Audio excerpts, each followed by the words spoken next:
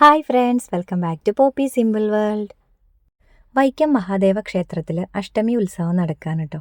അപ്പോൾ നമ്മൾ അവിടെ പോയതിൻ്റെ കുറച്ച് കാഴ്ചകളും വിശേഷങ്ങളും ഒക്കെയാണ് ഇന്നത്തെ വീഡിയോ. 12 ദിവസം നീണ്ടു നിൽക്കുന്നതാണ് വൈക്കം മഹാദേവ ക്ഷേത്രത്തിലെ അഷ്ടമി ഉത്സവം. 12ാമത്തെ ദിവസം, അതായത് വൃശ്ചിക മാസത്തിലെ കൃഷ്ണപക്ഷ അഷ്ടമിയും പൂരം നാളും ഒന്നിച്ചു വരുന്ന ദിവസം, അന്നാണ് വൈക്കത്ത് അഷ്ടമിയായിട്ട് ആചരിക്കുന്നത്. നമ്മൾ ഉത്സവം തുടങ്ങിയതിൻ്റെ 8ാം ദിവസമാണ് കേട്ടോ പോയിട്ടുണ്ടായിരുന്നത്. നമ്മൾ ചെല്ലുന്ന സമയത്ത് അവിടെ ശീവേലി നടക്കുമായിരുന്നു. പിന്നെ നമ്മൾ ഉള്ളിലൊക്കെ കയറി നന്നായിട്ട് തൊഴുതു. അത് കഴിഞ്ഞതിന് ശേഷം ശീവേലിയൊക്കെ കണ്ടു കേട്ടോ. അഷ്ടമി ഉത്സവത്തിൻ്റെ 7ാം നാൾ നടക്കുന്ന ചടങ്ങാണ് പ്രശസ്തമായ ഋഷഭവാഹന എഴുന്നള്ളിപ്പ്. അന്നേ ദിവസം വൈക്കത്തപ്പൻ തൻ്റെ വാഹനമായ നന്ദിയുടെ പുറത്ത് എഴുന്നള്ളി ഭക്തർക്ക് ദർശനം നൽകുന്നുവെന്ന് സങ്കല്പിക്കപ്പെടുന്നു.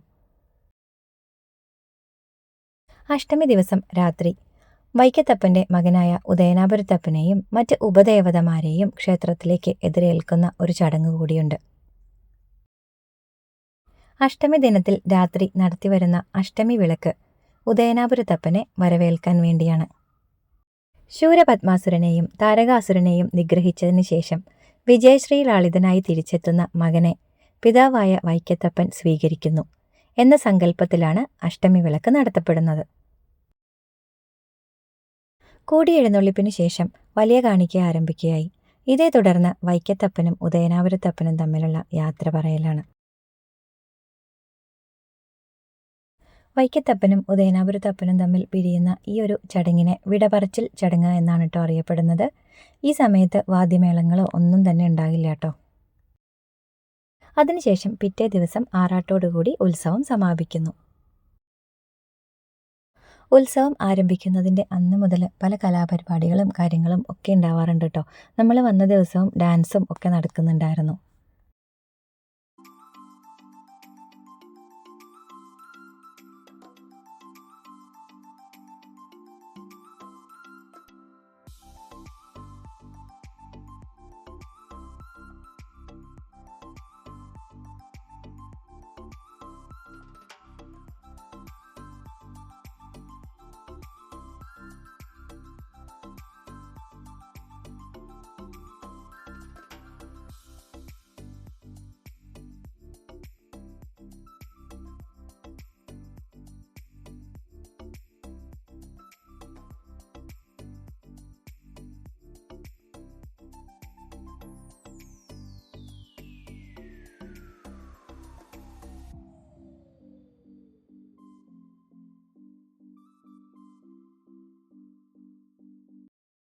അങ്ങനെ അതൊക്കെ കഴിഞ്ഞ് നമ്മളിതേ പടിഞ്ഞാറ് നടയിലേക്ക് ഇറങ്ങിയതാണ് കേട്ടോ നടക്കാൻ വേണ്ടിയിട്ട്.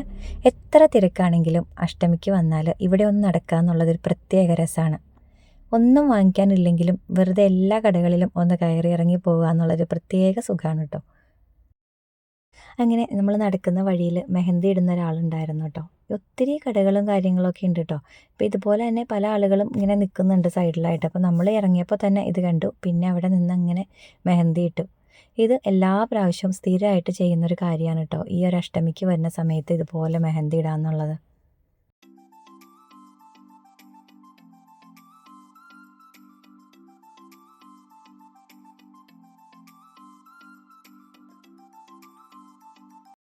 ഇത് കണ്ടോ, കുട്ടിക്കാലത്തൊക്കെ നമ്മൾ ഒത്തിരിയും വാങ്ങിച്ചിട്ടുള്ള പല ടൈപ്പ് മിഠായികളാണ് കേട്ടോ ഇതൊക്കെ.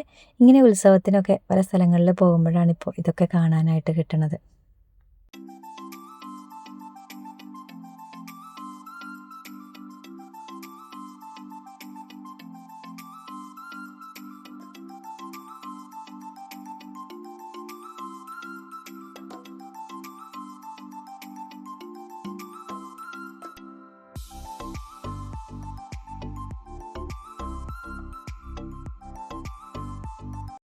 പിന്നെ വീണ്ടും നമ്മളങ്ങനെ നടന്നു, കരിമ്പൊക്കെ വാങ്ങിച്ചു. എല്ലാ പ്രാവശ്യം വരുമ്പോൾ ഈ ഒരു സ്ഥലത്തു നിന്നാണ് കേട്ടോ നമ്മൾ കരിമ്പ് വാങ്ങിക്കാറുള്ളത്.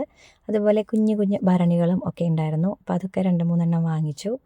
പിന്നെ ഇത്തവണ നമ്മൾ ബീച്ചിൻ്റെ സൈഡിലേക്കൊന്നും അങ്ങനെ പോയിട്ടുണ്ടായിരുന്നില്ല കേട്ടോ. ഇത്തവണ ബീച്ചിൽ അങ്ങനെ ഫെസ്റ്റ് കാര്യങ്ങളുണ്ടെന്നൊന്നും കേട്ടിട്ടുണ്ടായിരുന്നില്ല. അതുകൊണ്ട് തന്നെ നമ്മൾ പോയില്ല. പിന്നെ ഇതൊക്കെ കഴിഞ്ഞ് നമ്മൾ വീട്ടിലേക്ക് തിരിച്ചു പോന്നു. അപ്പോൾ ഇതൊക്കെയാണ് നമ്മുടെ വൈക്കത്ത് അഷ്ടമിക്ക് പോയതിൻ്റെ വിശേഷങ്ങൾ. അപ്പോൾ വീഡിയോ എല്ലാവർക്കും ഇഷ്ടമായാൽ ലൈക്ക് ചെയ്യുക, കമൻറ്റ് ചെയ്യുക, സപ്പോർട്ട് ചെയ്യുക. Thanks for watching.